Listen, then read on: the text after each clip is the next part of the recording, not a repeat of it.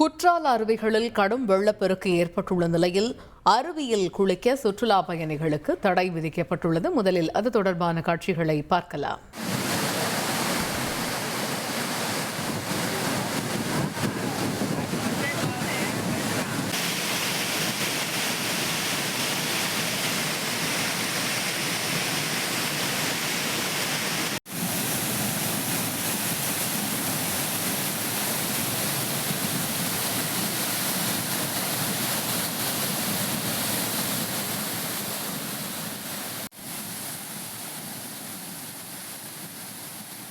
இது குறித்த கூடுதல் தகவல்களை செய்தியாளர் தங்கம் வழங்கிட கேட்கலாம். தங்கம், வணக்கம். தற்பொழுது குற்றால அருவிகளில் கடும் வெள்ளப்பெருக்கு ஏற்பட்டுள்ளதன் எதிரொலியாக சுற்றுலா பயணிகளுக்கு விதிக்கப்பட்டிருக்கக்கூடிய கட்டுப்பாடுகள் என்னென்ன?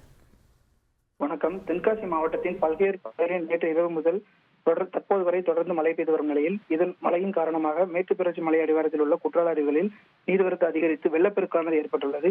குறிப்பாக குற்றாலம் பகுதியில் உள்ள குற்றாலம் மெயின் அருவி, பழைய குற்றால அருவி உள்ளிட்ட அனைத்து அருவிகளிலும் தற்போது வெள்ளப்பெருக்கு ஏற்பட்டுள்ள நிலையில் பாதுகாப்பு முன்னெச்சரிக்கை நடவடிக்கையாக தற்போது குளிக்க போலீசாரால் தடை விதிக்கப்பட்டுள்ளது.